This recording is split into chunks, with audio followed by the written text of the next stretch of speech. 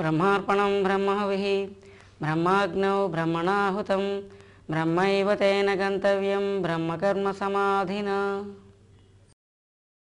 అసలు శాస్త్రం కొంతమందికి తెలియదు. ఇప్పుడు మనం అభ్యసిస్తున్నటువంటి ఆత్మజ్ఞానం చాలామందికి తెలియకపోవచ్చు, తెలియదు. శాస్త్రం తెలియని వాళ్ళకంటే తెలుసుకున్న వాళ్ళు శ్రేష్టం. కొన్ని మంచి చెడ్డ ఇది ఇలాగా అని తెలిసింది కదా, కాబట్టి పొరపాటు చేయకుండా ఉండడానికి అవకాశం ఉంటుంది కదా. కాబట్టి శాస్త్రం తెలియని వాళ్ళకంటే తెలిసిన వాళ్ళు శ్రేష్టం. శాస్త్రం తెలిసినా ఇతగాడే ఆచరించడు, ఊరికే వినేసి క్యాసెట్లలో గూట్లో పెట్టుకుని పుస్తకం తల కింద పెట్టుకుని సుఖంగా బతుకుతూ ఉంటారు. అలాంటి వాళ్ళకంటే ధ్యానం చేసేవాళ్ళు ఉత్తమం. వాళ్ళు కొంత ఆచరణ చేస్తున్నారు, ప్రయత్నం స్టార్ట్ అయింది. మనస్సుని బ్రహ్మములో లయం చేయడానికి అవసరమైనటువంటి ప్రయత్నం, జీవబ్రహ్మైక్యానికి కావాల్సినటువంటి ప్రాక్టికల్ వే వాళ్ళ అభ్యాసంలో పెట్టారు. కాబట్టి జ్ఞానం తెలిసిన వాళ్ళకంటే, అంటే థియరిటికల్ నాలెడ్జ్ తెలిసిన వాళ్ళకంటే ధ్యానం చేసేవాళ్ళు ఉత్తమం. ఇంకా ధ్యానం చేసేవాళ్ళు కూడా ఒక అరగంట సేపు ధ్యానం చేసేసి తర్వాత మళ్ళీ 23.5 గంటల కాలం లౌకిక జీవితంలోకి వచ్చేస్తూ ఉంటారు. సిస్టమేటిక్గా రోజు 6 కూర్చుని పోవాలండి, నాకు చాలా క్రమశిక్షణ, 6 నుండి 6:30 వరకు ధ్యానం చేస్తాను. కానీ మిగిలిన 23.5 గంటలు కర్తృత్వంతో, ఫలాపేక్షతో, సంగముతో, జగత్తులో బతికేస్తున్నాం. అలా కాకుండా అంచేత ధ్యానం చేసే వాళ్ళ కంటే కూడా కర్మఫల త్యాగం చేసేవాళ్ళు శ్రేష్ఠులు అంటాడు భగవంతుడు. అంటే కర్మఫల త్యాగంలో జ్ఞానం ఉంది. నేను, నాది, నాకు కావాలి అన్నదంతా వదిలేస్తున్నారు. మెకానికల్గా ఏదో పక్క వాళ్ళ ఇంట్లోని పెళ్ళి అయితే కొంచెం సాయం చేస్తాం, అందులో నాకు ఇది కావాలి అది కావాలని ఏమి ఉండవు. వాళ్ళు చేయమన్నారు కాబట్టి చేసాం, అక్కడ పెట్టేసాం, వచ్చేసాం. దాని మీద మనకు మోహం లేదు, ఇంట్రెస్ట్ లేదు, ఆశ లేదు, ఫలాపేక్ష లేదు, కోరిక లేదు. ఇంట్లో కర్మలు కూడా అలా చేసేసి పెట్టడం అంటే ఎంత వైరాగ్యం ఉంది అందులో, ఎంత జ్ఞానం ఉంది అందులో. కాబట్టి కర్మఫల త్యాగం అనేది ధ్యానం కంటే కూడా ఉత్తమం. శాస్త్రం తెలియని వాడికంటే తెలిసినవాడు శ్రేష్ఠుడు, శాస్త్రం తెలిసిన వాడికంటే ధ్యానం చేసేవాడు శ్రేష్ఠుడు, ధ్యానం చేసేవాడి కంటే సర్వకర్మఫల త్యాగం చేసేవాడు ఇంకా శ్రేష్ఠుడు అని అంటారన్నమాట. కాబట్టి భగవద్గీతలో 12వ అధ్యాయంలో 6-7 శ్లోకాల్లో చెప్తాడు, ఏతు సర్వాణి కర్మాణి మయి సన్యస్య మత్పరాహ అనన్యేనైవ యోగేన మాం ధ్యాయంత ఉపాసతే. ఎవరైతే సమస్త కర్మల్ని నాకే సమర్పించి నన్నే పరమగతిగా ఎంచుకున్న వాళ్ళై ఉండి అనన్య చిత్తంతో నన్ను ఆరాధిస్తారో, నన్ను ధ్యానిస్తారో, ఉపాసిస్తారో వాళ్ళని ఈ సంసార సముద్రం నుండి నేను తరింపజేస్తాను అని కృష్ణ పరమాత్మ చెప్తున్నాడు. సర్వకర్మ ఫల త్యాగం దేని తాలూకా ఫలితాలు ఏమిటి అనేది ఒకసారి పరిశీలించాం. సర్వకర్మ ఫల త్యాగం అంటే ఏమిటి అనేది పరిశీలించాం. దీని ఫలితాలు ఏమిటి? మొట్టమొదట కర్మఫలం అకౌంట్లో పడదు. పుణ్యం కానీ పాపం కానీ కర్మ చేసిన తర్వాత మన అకౌంట్లో పడుతుంది కదా, అది పడదు. బ్రహ్మణ్యాదాయ కర్మాణి సంగం త్యక్వా కరోతేహ అని, తామరాకు నీటిలో ఉంటే ఎలాగైతే నీరు అంటదో అలాగా బ్రహ్మభావంతో చేసినటువంటి కర్మలు ఎలాగైతే అంటవో, బ్రహ్మభావం లేకపోయినా ఈశ్వరార్పణం చేసేస్తే ఆ కర్మ ఫలితాలన్నీ అకౌంట్లో పడకుండా ఉంటాయి, మన ఖాతాలో జమ అవ్వకుండా ఉంటాయి. ఈ ఫలితం నాకు కావాలి అని అనుకుంటే అది అకౌంట్లో పడుతుంది. ఆ టైంలో చేసిన పుణ్యం కానీ పాపం కానీ అకౌంట్లో పడుతుంది. ఈ ఫలితం నాకు అక్కర్లేదు కృష్ణార్పణం అని మీరు దాని సంగతి మరి పట్టించుకోకుండా మర్చిపోయిన లెవెల్లో వదిలేయాలి, అది మీ అకౌంట్లో పడదు. ఇది ఒక సులభమైన మార్గం, ఇది అభ్యాసం చేసుకోవచ్చు. కాబట్టి పుణ్యపాప కర్మఫలాలు మన సంచితంలో చేరకుండా ఉంటాయి, ఇది మొదటి ప్రయోజనం. రెండవది చిత్తశుద్ధి కలుగుతున్నది కర్మఫల త్యాగం వల్ల. ఎలాగంటే ఫలాపేక్ష సంగము అనే 2 అంశాలని మొట్టమొదట్లో పరిశీలించాం కర్మయోగం ప్రారంభంలో. ఫలితాన్ని మనం ఆశించాం, ఫలితం ఆశించిన తర్వాత అది లభించలేదు. ఎవరెవరు అడ్డు తగిలేరో వాళ్ళ మీద కోపం కానీ, ద్వేషం కానీ, పగ కానీ, ఎవరు దాన్ని అనుభవిస్తున్నారో ఇతరులు వాళ్ళ మీద ఈర్ష్య కానీ, ఈ ఆటంకపరిచిన వాళ్ళతో శత్రుత్వం చాలా కాలం వరకు మనలో ఈ అర్షడ్ వర్గాలు రగులుతూ మనస్సు రణరంగం అవుతుంది. అంటే అక్కడ చిత్తశుద్ధి పోయింది. కారణం ఏమిటి? ఫలితం కావాలని మనం కోరుకున్నట్టుగా అది రాలేదు కాబట్టి. అసలు ఆ ఫలితాన్ని పట్టించుకోకుండా వదిలేస్తే అప్పుడు ఈ ద్వేషము, పగ, అసూయ ఈ భావాలు ఏవి కూడా మనలో కలగడానికి అవకాశం లేదు. మనస్సు ప్రశాంతంగా ఉంటుంది. అంటే అర్థం ఏమిటి? మనస్సు అర్షడ్ వర్గాలతో రణరంగం అవడానికి మూలం ఏమిటి? ఫలాపేక్ష. ఫలితం మనం కోరుకుంటేనే మనస్సు రణరంగం అవుతున్నది. ఇప్పుడు మనం ఫలితాన్ని ఏం చేస్తున్నాం? ఈ పద్ధతిలో ఈశ్వరార్పణం చేసి భగవంతుడికి వదిలేస్తున్నాం. తర్వాత ప్రార్థిస్తే అది భగవత్ ప్రసాదం ఇలాగే ఉంది, భగవంతుడి చిత్తం అనుగ్రహం ఇలాగే ఉంది అనేనా అనుకోవచ్చు. జ్ఞాన మార్గంలో అయితే మన ప్రారంభంలో ఇదే రాసి ఉంది కాబట్టి ఇదే ప్రాప్తించింది అని అనుకోవచ్చు. అంటే అక్కడ మనం దాని గురించి దుఃఖించడం, విచారించడం, అసూయపడడం, శత్రుత్వము, పగ, ద్వేషము, విరోధభావం ఇటువంటి దుర్గుణాలు ఏవి కూడా మన మనసుని కల్లోలపరచడం లేదు. కాబట్టి చిత్తశుద్ధి కలుగుతున్నది. ఫలాపేక్ష వదిలేస్తున్నాం కాబట్టి. చిత్తశుద్ధి దేని రిజల్ట్ అండి? కర్మయోగం రిజల్ట్ కదా. కర్మయోగం వల్ల మనకి లభించేది ఏమిటి? చిత్తశుద్ధి. ఇప్పుడు ఈ సర్వకర్మ ఫలత్యాగం వల్ల ఏమిటి లభిస్తున్నది? చిత్తశుద్ధి లభిస్తున్నది. దుర్గుణాలన్నీ వదిలేస్తున్నాయి. నాకు నాది నాకు కావాలనే ఫలాపేక్ష వదిలేస్తున్నది. కాబట్టి యోగ సూత్రాలు జోడించబడుతున్నాయి. ఫలాపేక్ష సంగము విడిచిపెట్టి కర్మ చేయబడుతున్నది. భగవద్భావంతో చేయబడుతుంది, అధ్యాత్మ చిత్తంతో చేయబడుతుంది. కాబట్టి యోగ సూత్రాలు జోడించబడి ఇక్కడ కర్మ జరుగుతున్నది, ఫలితం ఈశ్వరార్పణం జరుగుతున్నది. అంటే 4 యోగ సూత్రాలు ఇందులో ఉన్నాయి. శాస్త్ర విహిత కర్మల గురించే మాట్లాడుతున్నాం. ఫలాపేక్ష వదిలేస్తున్నాం. దానివల్ల సంగము లేకుండా, అర్షడ్ వర్గములు లేకుండా కర్మ జరుగుతున్నది. ఈశ్వరార్పణం చేస్తున్నాం. కర్తృత్వం ప్రారంభ దశలో ఉన్న తర్వాత ఉండదు. అంటే భగవద్భావంతో కూడినటువంటి చిత్తంతో చేస్తారు. అందువల్ల ఏమైంది? యోగ సూత్రాలన్నీ ఇందులో జోడించబడుతున్నాయి. ఫలితంగా చిత్తశుద్ధి లభిస్తున్నది. కాబట్టి సర్వకర్మ ఫలత్యాగం అనేది విశిష్టమైనటువంటి కర్మయోగము. ఒప్పుకుంటారా? తర్వాత ఇది విశిష్టమైన భక్తి యోగం కూడా. భక్తి యోగ సాధన ఎందువల్లంటే భగవంతుడు ఏం చెప్పాడు? నిరంతరం మీ చిత్తము నా యందు సమర్పించినట్లయితే మిమ్మల్ని నేను తరింపజేస్తాను. ఎవరైతే వారి చిత్తమును నిరంతరము భగవంతుని యందు పెడతారో వాళ్ళంటే భగవంతుడికి మిక్కిలి ప్రీతి. ఎవడు భక్తుడు అనో ప్రశ్న వేస్తే ఎప్పుడు ఒకటే ఆన్సర్, భగవంతుణ్ణి ప్రేమించిన వాడు కాదు భక్తుడు. భగవంతుణ్ణి అందరూ ప్రేమిస్తారు, ఎందుకంటే వాడి వల్ల కొన్ని అవసరాలు ఉన్నాయి కాబట్టి. వాడేమి చేయడు అని తెలిసిపోతే అసలు చాలామంది పూజలు పునస్కారాలు మానేస్తారేమో జ్ఞాన మార్గంలో. భగవంతుడిని ప్రేమించే వాళ్ళు అందరూ ఉంటారు, కానీ భగవంతుడు మనల్ని ప్రేమించాలి. ఇతడు నాకు చాలా ఇష్టం అని భగవంతుడు దృష్టిలో మనం పడాలి. భగవంతుడికి మనం ప్రీతిపాత్రులం కావాలి. అలా ఎప్పుడు జరుగుతుంది? నిరంతరం మన చిత్తాన్ని అతని యందు ఉంచితేనే జరుగుతుంది. కానీ ఒక అమెండ్మెంట్ ఇచ్చాడు, నువ్వు నిరంతరం నీ చిత్తం నా యందు ఉంచినా, నిరంతరం నా సంబంధమైన కర్మలు చేసినా, లేక నీ సంబంధమైన కర్మలు నువ్వేం చేసుకున్నా వాటి ఫలితములని నాకు సమర్పించినా 3 ఒకటే అన్నాడు. అంటే అర్థం ఏంటి? సర్వకర్మ ఫలత్యాగం చేసేవాడు భగవంతుడికి మిక్కిలి ప్రీతిపాత్రుడు. అంటే భక్తుడు, భగవంతుడు మెచ్చుకునే విధంగా జీవిస్తున్నాడు అనమాట. అందువల్ల మంచి భక్తి యోగ సాధన ఇమిడి ఉంది ఇందులో సర్వకర్మ ఫలత్యాగంలో. పైగా ఒక కర్మ కాదు, ఒకసారి కాదు, ఒక రోజు కాదు, జీవితాంతం ఈ సాధన చేస్తాం. కాబట్టి అనన్యమైనటువంటి భక్తి సాధన నడుస్తుంది. ఇంకా ఎంత ఘనమైన పూజలు చేసినా, ఎంత విశిష్టమైనటువంటి దాన ధర్మాలు చేసినా, ఎంత ఘనమైనటువంటి విశిష్టమైనటువంటి యజ్ఞకర్మలు చేసినా ఫలాపేక్షతోటి, సంఘముతోటి, కర్తృత్వంతో చేసే వాళ్ళంటే భగవంతుడికి నచ్చదు.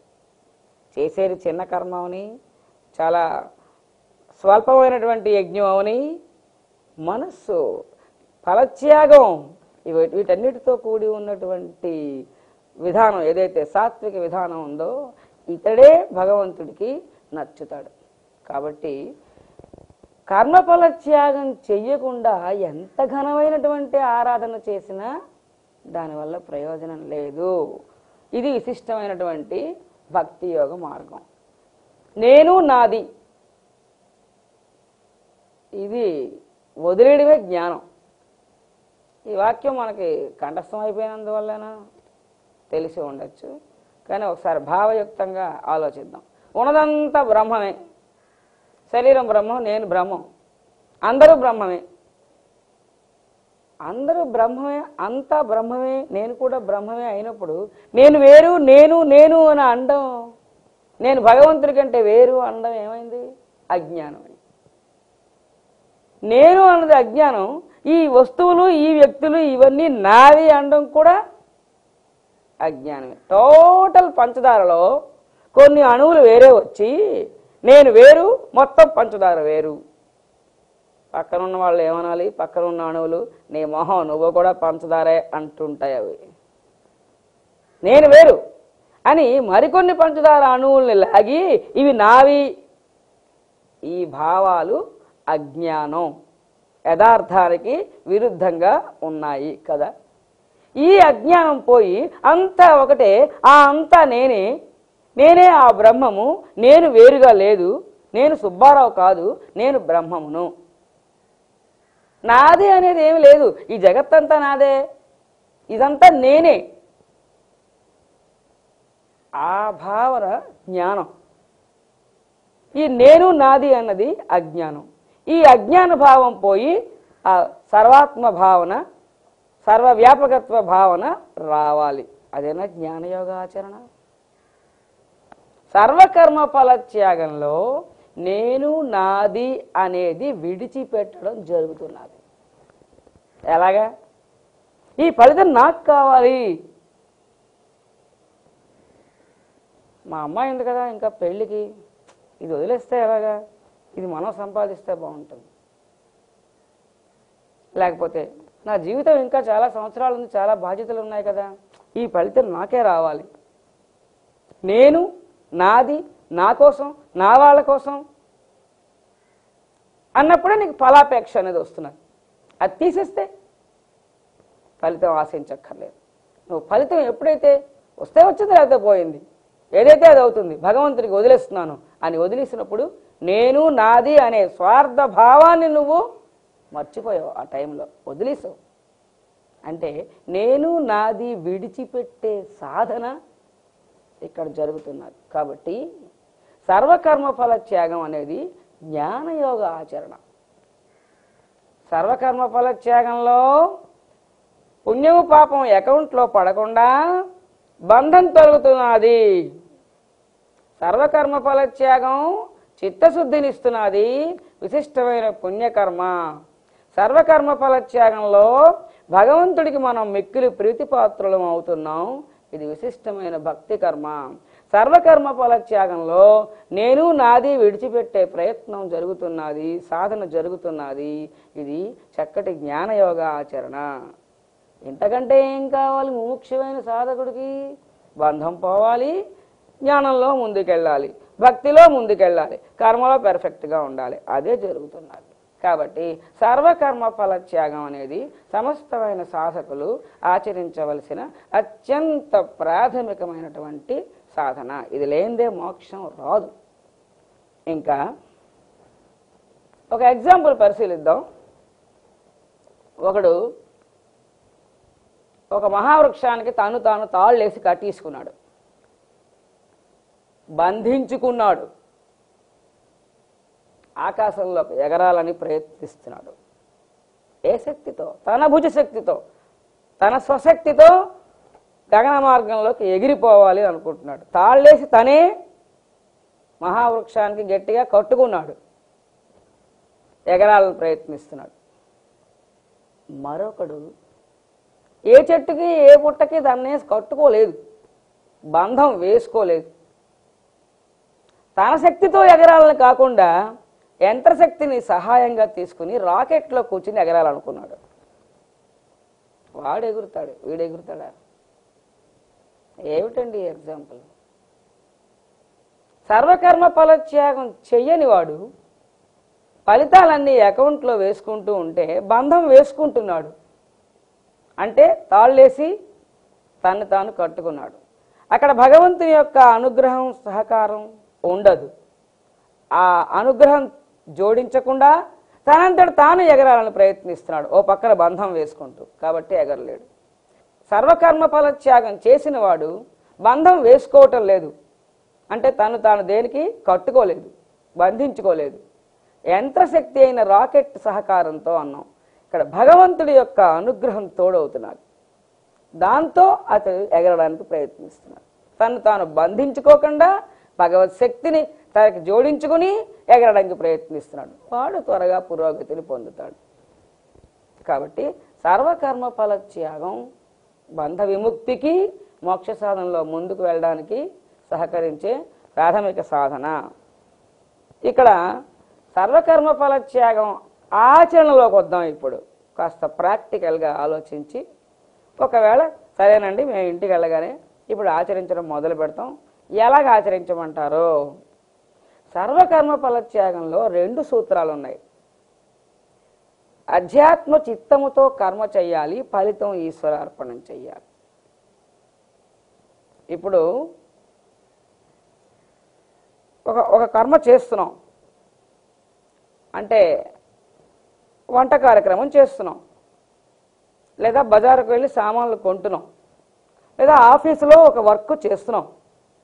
చేస్తున్నంతసేపు మనస్సు వేరే ఆలోచనలతో కాకుండా భగవత్ సంబంధమైన ఆలోచనలతో నిండి ఉండాలి.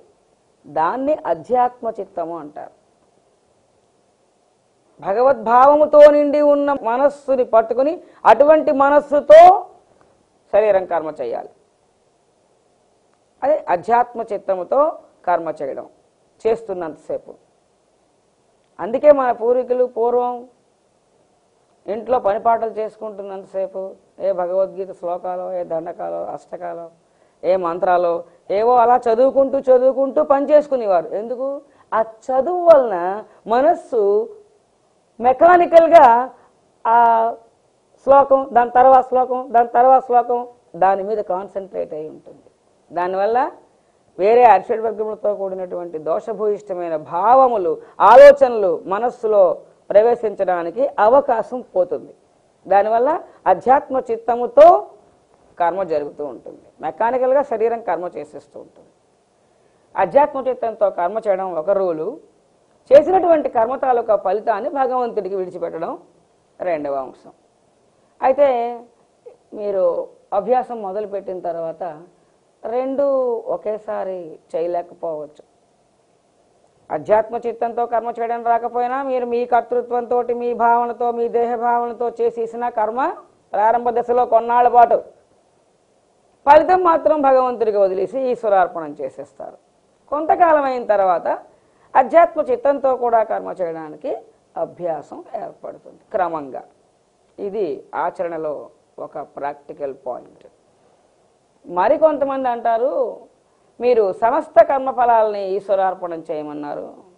పిల్లలు అల్లరి చేస్తారు, వాళ్ళని కసురుతాం, దెబ్బలాడతాం, ఎవరెవరో తప్పులు చేస్తూ ఉంటారు, వాళ్ళని ఏదో అంటూ ఉంటాం, పని వాళ్ళ మీద కసురుతూ ఉంటాం, రకరకాలుగా మనం దోషభూయిష్టంగా మాట్లాడుతూ ఉంటాం, కర్మలు చేస్తూ ఉంటాం, కొడుతూ ఉంటాం, హింసిస్తూ ఉంటాం. మరి ఇవన్నీ ఈశ్వరార్పణం చేసేయమంటారా? లేకపోతే ఏదో పూజ చేసాం కాబట్టి ఈశ్వరార్పణం, అభిషేకం చేసాం ఈశ్వరార్పణం, పారాయణ చేసాం ఈశ్వరార్పణం అని మాత్రమే అనమంటారా? సమస్త కర్మలు అన్నారు మీరు, అన్నీ చేసి వచ్చా అని ఒకరు నన్ను ప్రశ్నించారు. పొరపాటున డ్యూటీ మైండెడ్గా అంటే ఏంటి? ఆ మాటలో చాలా అర్థం ఉంది. ఉపాధ్యాయులకి పిల్లల శిక్షణలో పెట్టడం అనేది డ్యూటీ, స్వధర్మం.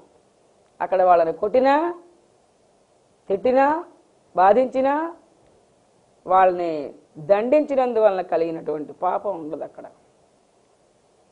అలాంటివన్నీ కృష్ణార్పణం హాయిగా చేయొచ్చు.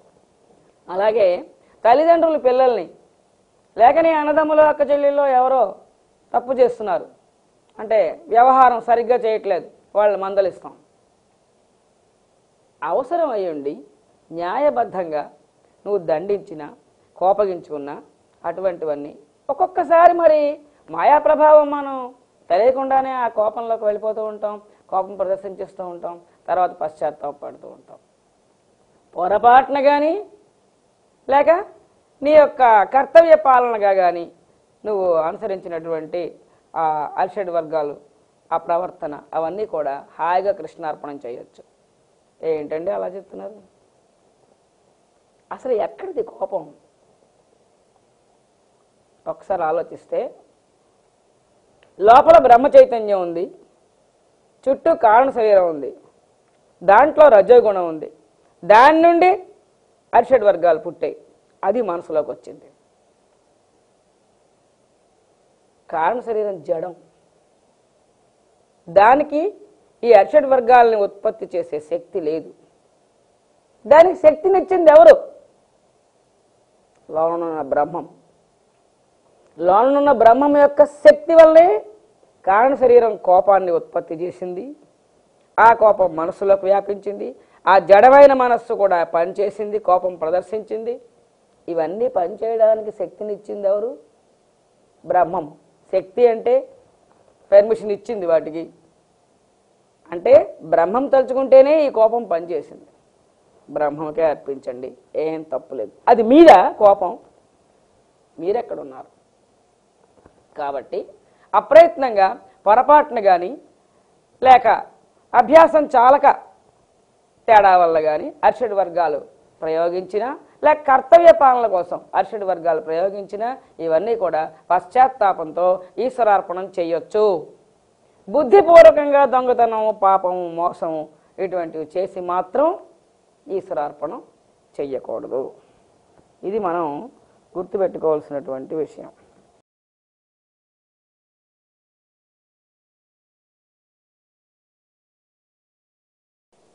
స్వధర్మము అనే విషయం మీద ఇప్పుడు పరిశీలన చేస్తాం.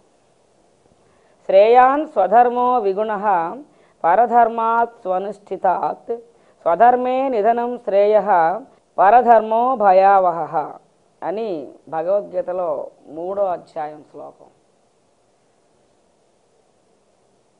స్వధర్మం శ్రేష్టమైనది. గుణము లేనిదైనా సరే, హీనమైనదైనా సరే స్వధర్మమే ఆచరణకు ఉచితమైనది, శ్రేష్టమైనది. గుణము కలిగిందైనా సరే పరధర్మాన్ని మనం ఆశ్రయించకూడదు, అది భయంకరమైనది. మరణం సంభవించినా సరే మరణానికే సిద్ధపడిపోగానే స్వధర్మాన్ని విడిచిపెట్టకో. స్వధర్మాన్ని పాటించడంలో మరణం సంభవించినా యాక్సెప్ట్ చేయి, కానీ ధర్మం మాత్రం విడిచిపెట్టద్దు. అది ఎంత హీనమైన కర్మైనా స్వధర్మాన్ని పాటించు, విడిచిపెట్టకు. స్వధర్మానికి అంత విశిష్టతనిచ్చి మాట్లాడాడు కదా కృష్ణ పరమాత్మ. ఏమిటా స్వధర్మం అని మనం ఒక పరిశీలన చేయాలి. ఈ స్వధర్మం జన్మతః ప్రాప్తిస్తుంది. అంటే పుట్టుకతోటే క్షత్రియుడిగా పుడితే క్షత్రియ వంశ ధర్మాలు కొన్ని ఉన్నాయి, వాటిని స్వధర్మం అన్నాం. అవి క్షత్రియుడికి స్వధర్మాలు. బ్రాహ్మణునిగా పుడితే బ్రాహ్మణ ధర్మాలు కొన్ని ఉన్నాయి, అవి బ్రాహ్మణుని స్వధర్మాలు. అంటే జన్మతః మనకి సంభవించినటువంటి ధర్మములు, మనం పాటించవలసినటువంటి నియమములు ఏమిటున్నాయో వాటిని స్వధర్మము అని అన్నాం అన్నమాట. అర్జునుడు క్షత్రియుడు. క్షత్రియులకు దుష్టుల్ని శిక్షించడం, ప్రజల్ని రక్షించడం, శత్రువుల బారి నుండి రాజ్యాన్ని కాపాడడం, ఇది వాళ్ళ స్వధర్మం. కాబట్టి యుద్ధం చేయడం కూడా వాళ్ళ స్వధర్మం అయింది. యుద్ధం క్షత్రియులకు స్వధర్మం. అవతల పక్క తండ్రులు, తాతలు, గురువులు, మేనమామలు, సోదరులు అందరూ ఉన్నా వాళ్ళని హింసించే కార్యక్రమమే చేస్తున్నా అది అతనికి స్వధర్మం. కాబట్టి యుద్ధం చెయ్యమని ప్రోత్సహించాడు కృష్ణ పరమాత్మ. అంటాడు కదా, హతోవా ప్రాప్యసే స్వర్గం జిత్వా వా భోక్ష్యసే మహీం తస్మాద్ ఉత్తిష్ట కౌంతేయ యుద్ధాయ కృత నిశ్చయ అని చెప్తాడు. గెలిచావా రాజ్యాన్ని అనుభవిస్తావు. లేదు ఓడిపోయి మరణించావా, స్వర్గాన్ని పొందుతావు. కాబట్టి స్థిర చిత్తంతో కృతనిశ్చయుడివై యుద్ధం చెయ్యి లే అని కృష్ణ పరమాత్మ అర్జునుడికి బోధించాడు. దాంట్లో మనం గమనించవలసిన విషయం ఏమిటంటే, స్వధర్మాచరణ ప్రకారంగా నువ్వు యుద్ధం చేయి, మరణిస్తే నీకు స్వర్గం ప్రాప్తిస్తుంది. అంటే స్వధర్మాచరణ స్వర్గాన్ని ఇచ్చేటంత విశిష్టమైన పుణ్యకర్మ. అది మనం పట్టుకోవాల్సిన శాస్త్రవాక్యం. స్వధర్మము స్వర్గాన్ని ఇస్తున్నది. అంటే మన పుణ్యకర్మలలో స్వర్గం వేటికి ప్రాప్తిస్తుందో అలాగా పుణ్య ఫలితాన్ని ఇచ్చేటటువంటి, స్వర్గప్రాప్తినిచ్చే పుణ్యఫలాన్ని ఇవ్వగలిగేటటువంటి సత్కర్మ అన్నమాట ఆ స్వధర్మనిష్ట అనేది. ఇంకా ఇప్పుడు మనం స్వధర్మాచరణం గురించి మరికొంత వివరంగా పరిశీలించాలంటే, అసలు ధర్మం అంటే ఏమిటి, దాని గురించి కొన్ని భావాలు ఉన్నాయి. నిజానికి శరీరం ఉన్నంతకాలం, దేహం ఉన్నంతకాలం భూమి మీద మానవుడు ఏదో ఒక కర్మని చేస్తూనే ఉంటాడు. ఆ చేసేది స్వధర్మం ఏదైతే ఉన్నదో దాన్ని నిష్కామంగా చేసుకుని పోవడమే సరి అయినటువంటి విధానం. ధర్మం అంటే ఏమిటి? ధారణాత్ ధర్మమిత్యాహు ధర్మో ధారయతే ప్రజాః యత్స్యాత్ ధారణ సంయుక్తం సధర్మ ఇది నిశ్చయ. ధర్మము ప్రజలను ధరిస్తున్నది. ప్రజలు ధర్మమును ధరిస్తున్నారు. ఈ ధరించడం, ధారణ అనే కార్యక్రమంతో కూడినటువంటిది కాబట్టి ధర్మము అన్నారు. దాన్ని ఏమిటి లభిస్తుంది ధర్మం పాటిస్తే? ఎందుకు ధర్మం ఆచరించాలి? ధర్మం వల్ల లభించేదేమిటి? ధర్మాద్ అర్థ ప్రభవతే, ధర్మాత్ ప్రభవతే సుఖం, ధర్మేణ లభతే సర్వం, ధర్మసారమిదం జగత్. ధనము ధర్మం వలన ప్రాప్తిస్తుంది, సుఖము ధర్మం వలన ప్రాప్తిస్తుంది, సమస్తము ధర్మం వలనే ప్రాప్తిస్తుంది. అసలు ఈ జగత్తే ధర్మం యొక్క సారం, ధర్మం మీద నడుస్తున్నది. ఇంకా మరి ధర్మాన్ని విడిచిపెడితే ఏమవుతుంది? ధర్మాన్ని ఎందుకు విడిచిపెట్టకూడదు? ధర్మయేవ హతో హంతి ధర్మో రక్షతి రక్షితః తస్మాత్ ధర్మో న హంతవ్యో మానో ధర్మో హతో వధీత్. ధర్మాన్ని మనం నశింపజేస్తే అది మనల్ని నశింపజేస్తుంది. ఏమిటి ఈ వాక్యానికి అర్థం? ధర్మాన్ని మనం నశింపజేస్తే అంటే మనం అధర్మం పాటిస్తే, మనం అధర్మం చేస్తే ఎక్కడో ఒకనాడు మనం నష్టం పొందుతాం, నశింపబడతాం. ఇప్పుడు ధర్మాన్ని నశింపజేసాం, ఆ అధర్మం వల్ల మనకి నష్టం కలుగుతుంది, మనం నశిస్తాం. దాన్ని నువ్వు రక్షించు, అది నిన్ను రక్షిస్తుంది. దాన్ని నువ్వు నాశనం చెయ్యి, అది నిన్ను నశింపజేస్తుంది. దాన్ని నువ్వు రక్షించు, అది నిన్ను రక్షిస్తుంది. కాబట్టి ప్రతి వ్యక్తి, ప్రతి సాధకుడు ధర్మపరుడై ఉండాలి. ధర్మం ధర్మం ధర్మం ఎప్పుడు కూడా చెవిలో ఆ మాట అలాగ మారుమ్రోగుతూ ఉండాలి అసలు సాధకుడికి. ధర్మం ధర్మం ధర్మం ధర్మం అని.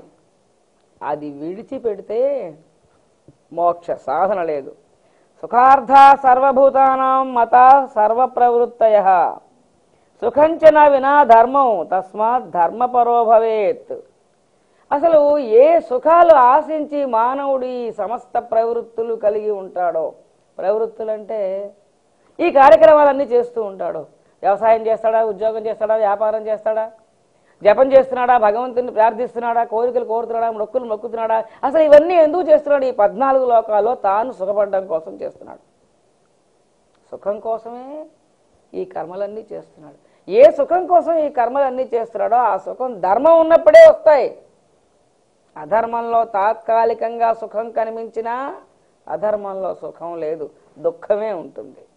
తప్పు చేస్తే, సులువైన భాషలో చెప్పాలంటే, తప్పు చేస్తే, పాపం చేస్తే క్షణకాలం కొంత పీరియడ్ వరకు సుఖం కనిపించినా ఆ తదనంతరం అంతా వేవరింగ్ అనే ఒక్క మాట వేస్తే సరిపోతుంది కదా.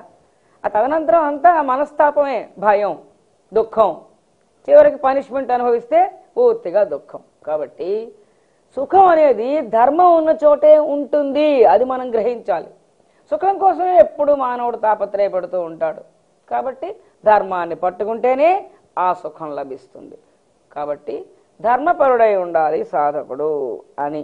ఇది ఇప్పుడు మనం ఏమిటి తెలుసుకున్నాం? ధర్మం గురించి ఒక భావన గ్రహించాం.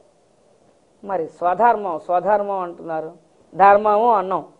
మీకు ఏది ధర్మమో అది మీ స్వధర్మం, నాకు ఏది ధర్మమో అది నా స్వధర్మం. అంటే ఆ ధర్మమే స్వధర్మం అని పిలువబడుతోంది. ఇంతవరకు జన్మతః స్వధర్మం ప్రాప్తిస్తుంది అని ఒక మాట అనుకున్నాం. వృత్తిరీత్యా కూడా స్వధర్మం ప్రాప్తిస్తుంది.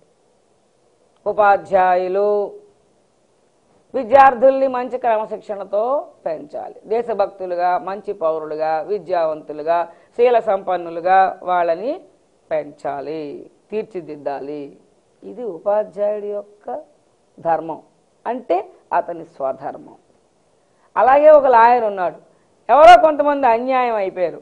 ఆ అన్యాయం అయిపోయినటువంటి వాళ్ళని వాళ్ళ వైపు వాదించి వాళ్ళకి న్యాయం చేకూరేటట్టుగా సహకరించాలి. ఇది న్యాయవాదుల యొక్క ధర్మం. ప్రజలందరినీ తన సొంత బిడ్డల్లాగా వాళ్ళ యోగక్షేమాలు కోరి వాళ్ళ సుఖం కోసం రాజ్యాన్ని జాగ్రత్తగా పరిపాలించాలి. ఇది పరిపాలకుల యొక్క రాజులు ఆ రోజున. ఇప్పుడు ఎమ్మెల్యేలు, ఎంపీలు అంటే అది వాళ్ళ యొక్క స్వధర్మం. అలాగే రోగులైనటువంటి వాళ్ళకి రోగం తగ్గి వాళ్ళు సుఖం పొందేటట్టుగా నిష్కామంగా వాళ్ళకి సేవ చేయాలి. అది డాక్టర్ల యొక్క స్వధర్మం. మంచి భావంతో, శ్రద్ధాశక్తులతో బాగా ఉత్పత్తి వచ్చేటట్టుగా పంటని పండించడానికి కృషి చేయాలి. అది రైతుల యొక్క స్వధర్మం. పరిమిత లాభం వేసుకుని స్వార్థాన్ని తగ్గించుకుని జాగ్రత్తగా ప్రజలందరికీ సుఖంగా వస్తువులు అందేటట్టుగా వ్యాపారం చేయాలి. వ్యాపారస్తుల స్వధర్మం. అంటే ఒక్కొక్క వృత్తిలోని ఆ వృత్తి పాటించేటప్పుడు వాళ్ళు ఆచరించవలసినటువంటి కర్మాచరణ ఏదైతే ఉన్నదో అది నిర్దిష్టంగా పాటించడం అనేది వాళ్ళ యొక్క స్వధర్మం. అంటే స్వధర్మం అనేది కేవలం జన్మ వల్లే కాకుండా వృత్తి వల్ల కూడా లభిస్తున్నది. సంఘపరంగా కూడా స్వధర్మం వస్తుంది. ఒక వ్యక్తి సంఘంలో అనేక పాత్రలు పోషిస్తూ ఉంటాడు. తండ్రి పాత్ర పోషిస్తాడు, ఇంటి యజమాని పాత్ర పోషిస్తాడు, లేదా బయట ఆఫీసులో ఇంకొక మేనేజర్ పాత్ర పోషిస్తాడు, సంఘంలో మరొక పాత్ర పోషిస్తాడు. ఒక్కొక్క పాత్రకి ఒక్కొక్క స్వధర్మం ఉంటుంది. కుటుంబంలో వారిని అందరినీ అన్ని విధాలా వాళ్ళని పోషించి పెంచడం, అభివృద్ధిలోకి తీసుకురావడం అనేది ఇంటి యజమాని స్వధర్మం. అత్తమామల్ని, భర్తని, ఆడపడుచుల్ని, పిల్లల్ని, సేవకుల్ని అందరినీ కూడా సముచితంగా సేవ చేసి వాళ్ళని అభిమానంగా పోషించడం అనేది భార్య స్వధర్మం. పిల్లల స్వధర్మం వేరు, సేవకుల స్వధర్మం వేరు. అంటే ఒక్కొక్క పోస్టుకి ఏ ఏ కర్మలు నిర్వహించవలసి ఉన్నదో అది వారి స్వధర్మం. అయితే సంఘంలో మనం పుట్టినందుకు, సమాజంలో మనకున్న రిలేషన్స్ వల్ల మనం పోషించే పాత్రను అనుసరించి సమాజపరంగా కూడా మనకి కొన్ని స్వధర్మాలు ప్రాప్తిస్తున్నాయి. జన్మతః స్వధర్మం వస్తున్నది, వృత్తిరీత్యా స్వధర్మం వస్తున్నది, సంఘం వల్ల కూడా మనకి స్వధర్మం వస్తున్నది. ఇలా ఇంకా వర్ణిస్తూ ఉంటే అనేకమైనటువంటి స్వధర్మాలు ఉన్నాయి. అయితే కృతత్రేత ద్వాపర యుగాల్లో పురాణ ఇతిహాసాల్లో చెప్పినటువంటి ఆ కాన్సన్ట్రేట్ చేసేటటువంటి పాయింట్ ఏమిటి? ఏ పాయింట్ని కాన్సన్ట్రేట్ చేసి ఈ పురాణాలు, ఇతిహాసాలు ఇవన్నీ రాయబడ్డాయి అని అంటే ధర్మం. స్వధర్మాన్ని అనుసరించే స్వధర్మ నిష్ఠ, స్వధర్మ దీక్ష గురించే ఈ పురాణాలు, ఇతిహాసాలు ఇవన్నీ కూడా రాయబడ్డాయి. క్షత్రియ ధర్మం పాండవులు పాటించారు, ధర్మరాజు వీళ్ళందరూ కూడా ధర్మం కోసం నిలబడిన వాళ్ళు. రాజులందరూ షట్చక్రవర్తులు ఎందుకు పేరులోకి వచ్చారు? ధర్మం కోసం. స్వధర్మం స్వధర్మం స్వధర్మం. ఆ స్వధర్మాన్ని నిలబెట్టడానికి ప్రాణాలైనా ఇచ్చేస్తారు. అది వాళ్ళ ధర్మం. అందువలన వాళ్ళ చరిత్రలన్నీ పురాణ ఇతిహాసాల్లోకి వచ్చాయి. అయితే ఇక్కడ ఒకరి ధర్మం ఇంకొకరి పరధర్మం అవుతుంది. యుద్ధం చేయడం అనేది క్షత్రియులకు ధర్మం, వాళ్ళ స్వధర్మం అయింది. అదే యుద్ధం బ్రాహ్మణులకు పరధర్మం అవుతుంది. బ్రాహ్మణుడు యుద్ధం చెయ్యకూడదు. క్షత్రియుడు యుద్ధం చెయ్యకపోతే తప్పు, బ్రాహ్మణుడు యుద్ధం చేస్తే తప్పు. ఒకరి ధర్మము, ఒకరి స్వధర్మము మరి ఒకరికి పరధర్మం అయింది. స్వధర్మాన్ని విడిచిపెట్టడం ఎంత విపత్కరమో, ఎంత దోషమో, పరధర్మాన్ని ఆశ్రయించడం కూడా అంత విపత్కరం, అంత దోషం. క్షత్రియుడైన వాడు యుద్ధాన్ని విడిచిపెట్టడం విపత్కరము, దోషము. ఎందుకు?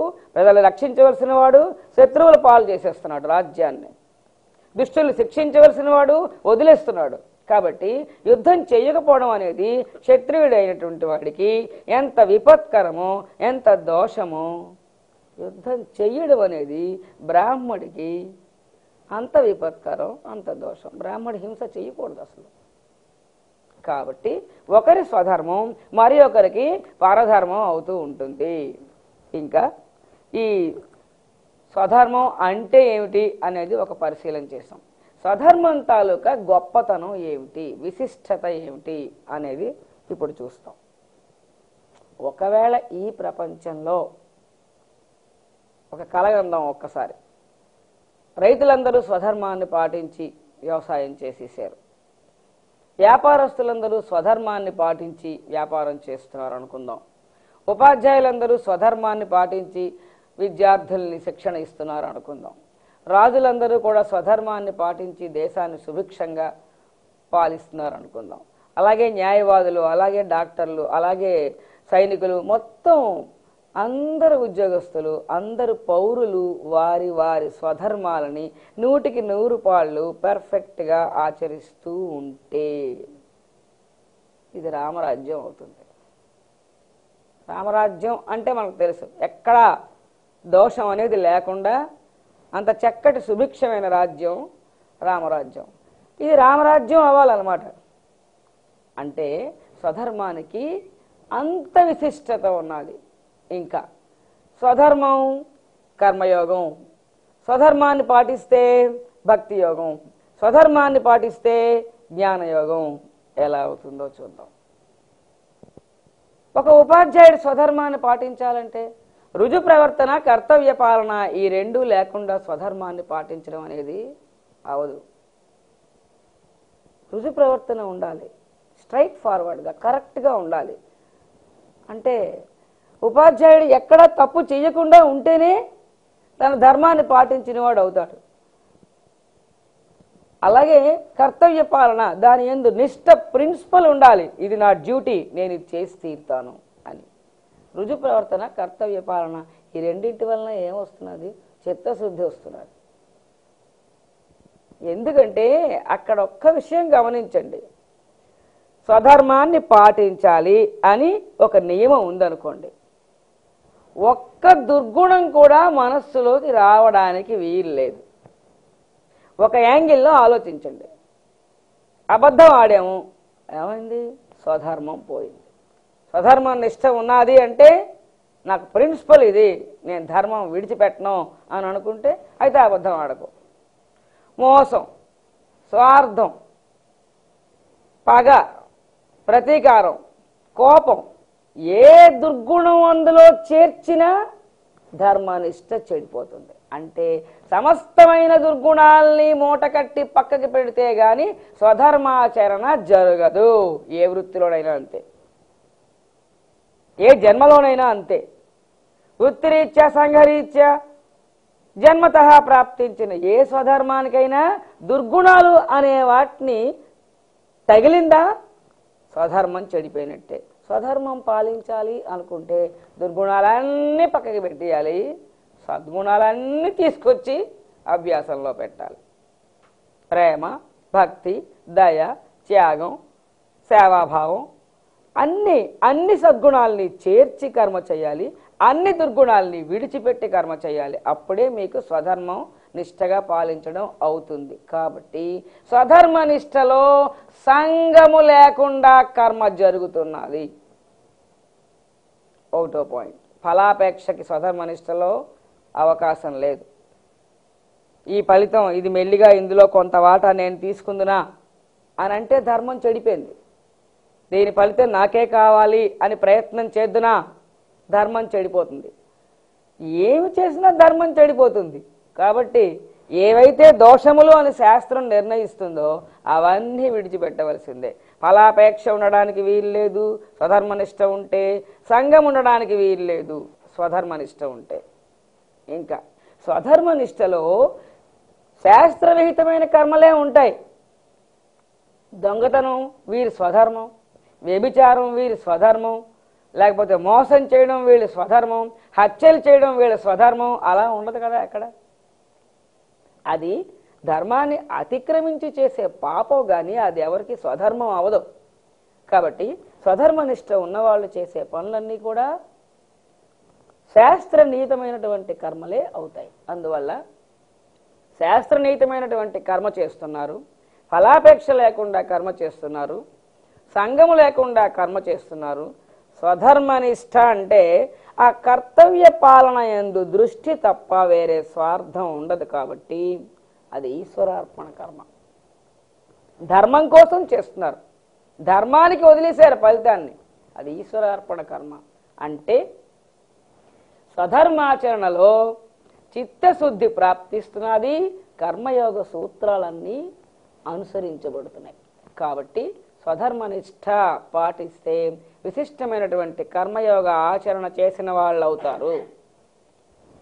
స్వధర్మనిష్ట అంటే విశిష్టమైనటువంటి కర్మయోగ ఆచరణ చేసిన వాళ్ళు అవుతున్నారు.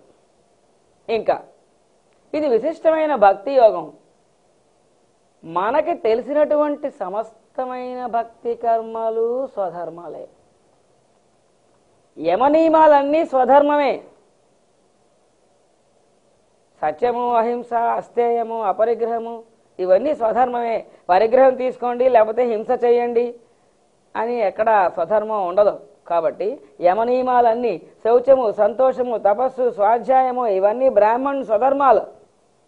కాబట్టి యమనియమాలు స్వధర్మం. గురుభక్తి, దైవభక్తి, పితృభక్తి ఇవన్నీ స్వధర్మాలే. నిత్యకర్మలన్నీ స్వధర్మమే.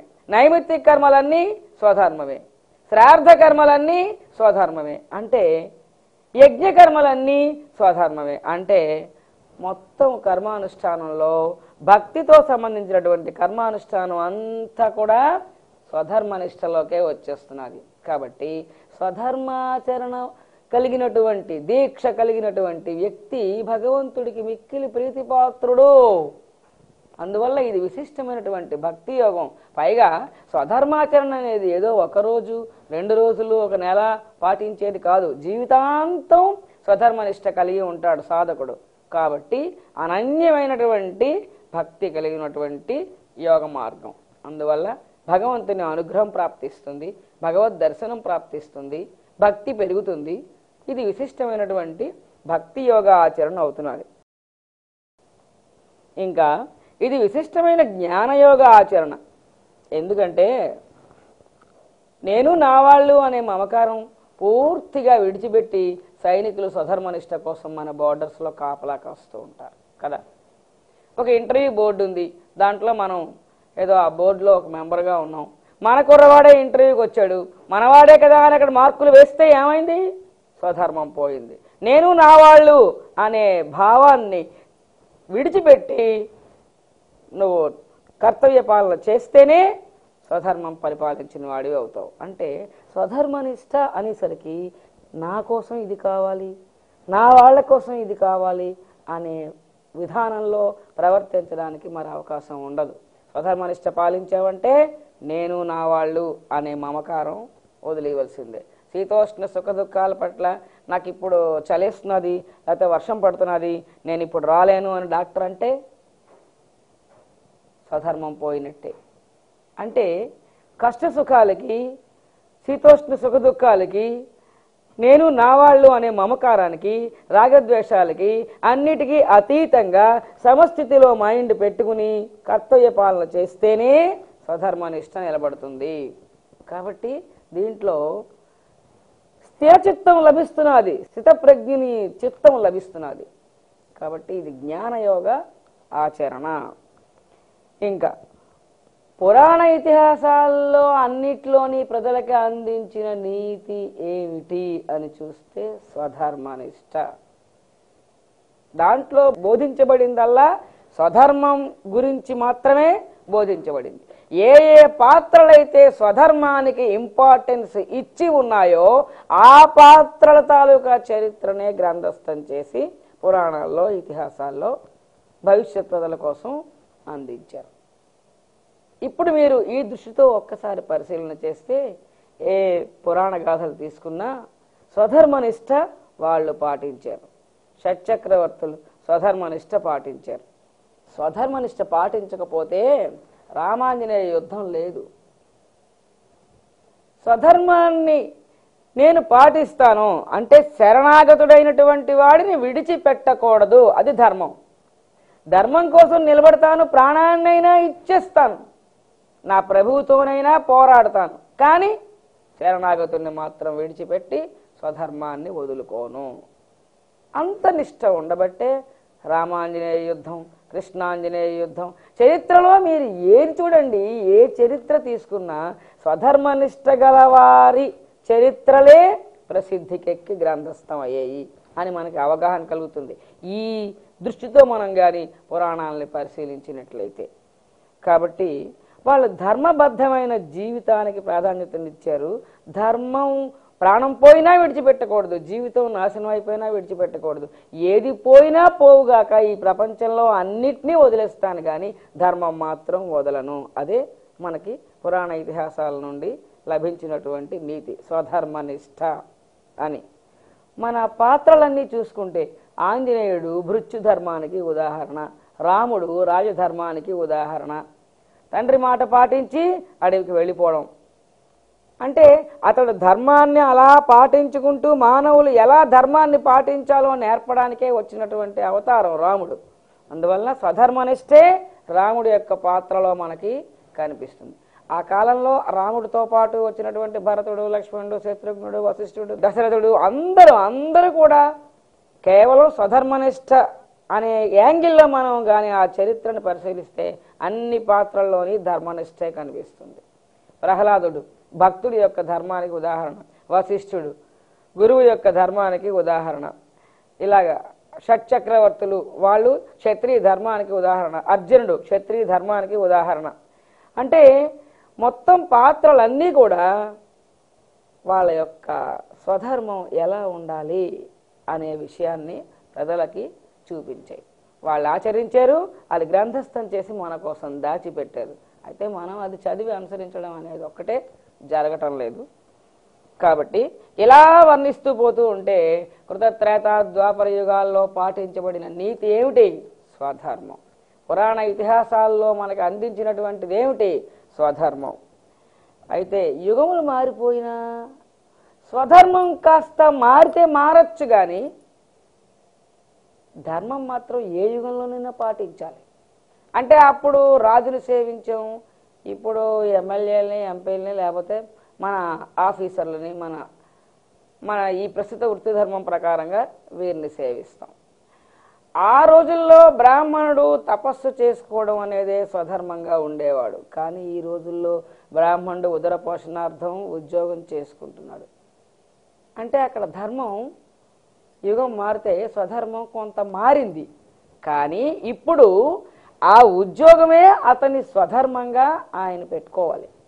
ఆ ఉద్యోగ నిర్వహణే ఇది నా స్వధర్మము అని భావించి చేయాలన్నమాట. దీక్ష అనేది, స్వధర్మ నిష్ఠ అనేది ఏ యుగానికైనా ఒకటే. కాకపోతే ధర్మం కాస్త యుగం మారితే మారుతుంది, అంతే. ఇంతవరకు మనం స్వధర్మం అంటే ఏమిటి, అది ఏ విధంగా ప్రాప్తిస్తున్నది, స్వధర్మనిష్ట దాని ప్రయోజనాలు అనేవి పరిశీలించాం. ఇప్పుడు ఇంకొక విశేషమైనటువంటి మరొక వ్యాఖ్యానం ఉన్నది స్వధర్మం మీద. ఏమిటంటే, నువ్వెవరు అని ప్రశ్నిస్తే నేను ఆత్మని అని చెప్పాలి. నేను ఆత్మ అయితే శరీరం ఎవరు? శరీరం నాకు సంబంధించిన వస్తువు, కానీ నేను శరీరం కాదు.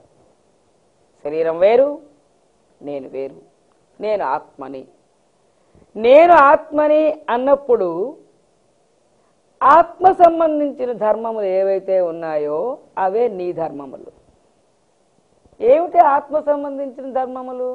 నాకు పుట్టుక లేదు, నాకు నశింపు లేదు, నేను షడ్భావ వికారములు లేనివాడిని, నాకు దుఃఖములు లేవు, త్రివిధ దుఃఖములు లేవు, నేను నాశరహితుడను, నేను సర్వాంతర్యామిని, అందరిలోని ఉన్నాను, సర్వవ్యాపకుడను, నేను సనాతనుడను. ఇలాగా బ్రహ్మము యొక్క ధర్మములు నా ధర్మములు అవ్వాలి. ఎప్పుడు? నేను ఆత్మనైతే. అయితే ఇప్పుడు స్వధర్మం అంటే ఏమిటి? నేను ఆత్మను కాబట్టి ఆత్మధర్మములన్నీ నా స్వధర్మములు. నేను చచ్చిపోతున్నాను అని ఏడిస్తే స్వధర్మం పోయినట్టే కదా. నాకు దుఃఖం కలిగింది అని ఏడిస్తే స్వధర్మం పోయినట్టే కదా.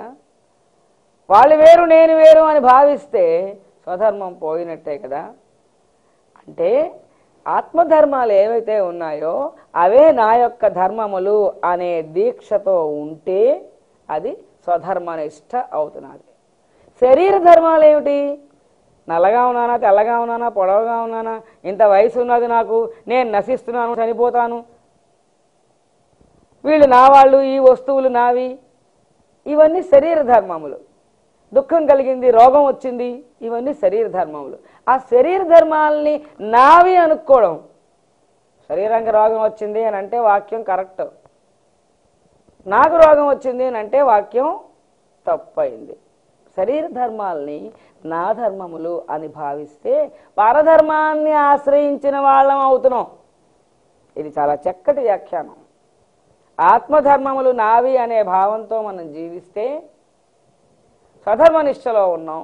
శరీర ధర్మములు నావి అనే భావన ఎప్పుడు కలిగితే అప్పుడు మనం పరధర్మాన్ని ఆశ్రయించిన వాళ్ళం అవుతాం. పరధర్మం భయంకరమైనది, జన్మప్రాప్తినిస్తుంది, బంధాన్ని ఇస్తుంది. స్వధర్మం శ్రేష్టమైనది, ముక్తినిస్తున్నది. కాబట్టి మనం ఎప్పుడు ఎలా ఉండాలి? నేను బ్రహ్మమును, నేను ఆత్మను అని బ్రహ్మం యొక్క ధర్మములన్నీ నా ధర్మములు అనే భావంతో మనం జీవించడమే స్వధర్మనిష్ట. ఇది ఒక పరిశీలన. ఇంతకు ముందు ఏమని పరిశీలించామండి?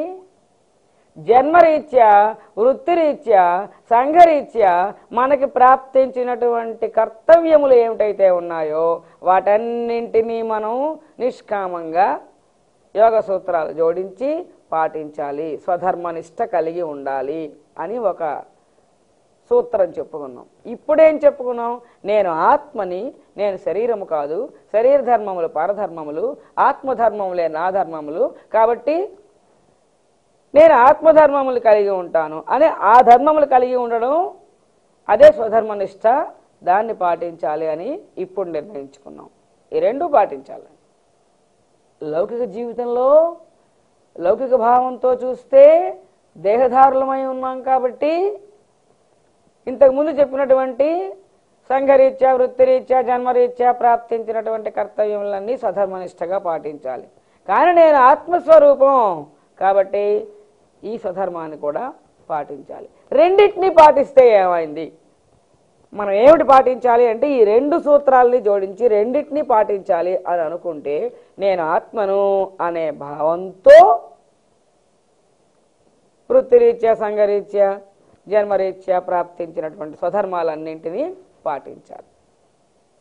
అంటే నేను బ్రహ్మమును అని భావిస్తూ మనం మన కర్తవ్యాన్ని నిష్కామంగా చేసుకుని పోవాలి అనే అర్థం వచ్చింది.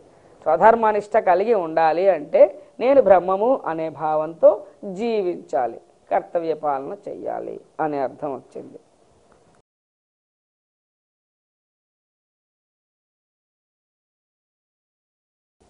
యోగ సూత్రాలు జోడించి నేను ఆత్మని అనే స్వధర్మ నిష్ట కలిగి ఉండి సంఘరీత్యా, వృత్తిరీత్యా, జన్మరీత్యా ప్రాప్తించిన స్వధర్మాలు కూడా ఆచరిస్తూ ఉండడమే నిర్దిష్టమైన మోక్ష సాధన అని నిర్ణయించుకున్నాం.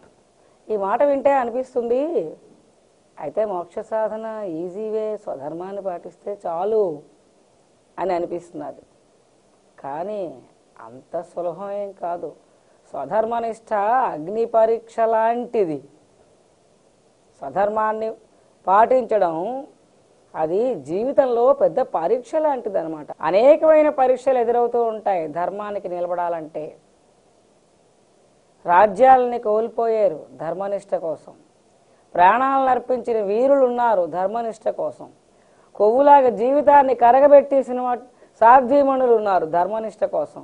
అసలు ధర్మనిష్ట కోసం తమ సర్వస్వాన్ని త్యాగం చేసినటువంటి వాళ్ళ చరిత్రలే ప్రసిద్ధికెక్కి మన గ్రంథాలు తయారయ్యాయి. అంచేత ధర్మనిష్ట అనేది అంత సులభమైనటువంటి విషయం కాదు. అయితే ఇప్పుడు ఏది ధర్మము అని నిర్ణయించడం అనేది అసలు అంతకంటే ముందు పాయింట్. ధర్మనిష్ట నిలబెట్టుకోవడం, అగ్ని పరీక్ష అనే విషయం పక్కకు పెట్టండి. అసలు ఏమిటి ఆ స్వధర్మం అంటే, ఏది ధర్మం అనే విషయాన్ని కూడా తెలిసి ఉండాలి కదా వ్యక్తి. ధర్మం ఏదో తెలిస్తే దాన్ని పాటించడం. ధర్మం తెలియాలంటే ఎక్కడి నుంచి తెలుస్తుంది? పైగా దాంట్లో ప్రపంచం అందరికీ ఒకటే ధర్మం కాదు. యజమాని ధర్మం వేరు, సేవకుడి ధర్మం వేరు, భర్త ధర్మం వేరు, భార్య ధర్మం వేరు, కొడుకు ధర్మం వేరు, కూతురు ధర్మం వేరు, అధికారి ధర్మం వేరు, సేవకుడి ధర్మం వేరు, రాజు ధర్మం వేరు. ఇలాగా ఒక్కొక్కరి స్వధర్మం మారిపోతూ వస్తూ ఉంటుంది. ఒకరి ధర్మం ఇంకొకరికి పరధర్మం అయిపోయింది. అందరికీ ఒకటే ధర్మం కాదు. అయితే ఏది ధర్మము అనేది నిర్ణయించడం ముందు తెలిస్తే తర్వాత దాన్ని పాటించడానికి అభ్యాసం చేయడం, సక్సెస్ అవ్వడం అనేది. ఏది ధర్మమో నిర్ణయించడం ఎలాగా? ధర్మశాస్త్రాల్లో చెప్పబడి ఉంటుంది ధర్మం. ధర్మశాస్త్రాలంటే ఏమిటి? వేదాలు రాయబడ్డాయి, ఉపనిషత్తులు రాయబడ్డాయి, తర్వాత ధర్మశాస్త్రాలు రాయబడ్డాయి. స్మృతులు అంటారు వాటిని. వేదం రాస్తే ప్రజలకు అర్థం కాలేదు, ఉపనిషత్తులు రాస్తే ప్రజలకు అర్థం కాలేదు. ధర్మసూత్రాలు బాబు ఇది నీ ధర్మం అని డైరెక్ట్గా చెప్పేసిన ప్రజలకు అర్థం కాలేదు, పట్టుబడలేదు. అప్పుడు ఈ ధర్మసూత్రాలను ఈమిడ్చి పురాణాలు రాశారు. పురాణాల తర్వాత ఇతిహాసాలు రాశారు. ఏమి రాస్తే ఎలా చెబితే ప్రజలకి అందుతుంది, ప్రజలకి పట్టుబడుతుంది అనే తపన ఏ యుగంలోనైనా ఎప్పుడూ ఉంటూనే ఉంటుంది. అసలు ఈ లెసన్కి ఒక చిన్న చరిత్ర రాదే. ఈ పుస్తకం రాసేటప్పుడు స్వధర్మం లెసను అయిపోయి నేను ఇంటికి వచ్చాను ఉపన్యాసంలో. స్వధర్మం నిష్ట కలిగి ఉండాలి, స్వధర్మాన్ని పాటించాలి అని మనం చెప్తూ ఉంటాం. కానీ ఆ స్వధర్మం ఏమిటో, ఏది ధర్మమో ఎలా తెలుస్తుందమ్మా అందరికీ అని మా అబ్బాయి నన్ను అడిగాడు. అంటే అప్పటికింకా పుస్తకం ప్రింట్ అవ్వలేదు. ధర్మం అంటే ధర్మశాస్త్రాల్లోనే ఉంటుంది. ధర్మశాస్త్రాలు తిరగవేసే ధర్మం తెలుసుకోవాలి. ఎవరికైనా ధర్మశాస్త్రాలే గతి అని నేను అన్నాను. బ్రహ్మార్పణం బ్రహ్మహవిః బ్రహ్మాగ్నౌ బ్రహ్మణాహుతం బ్రహ్మైవ తేన గంతవ్యం బ్రహ్మకర్మ సమాధినా.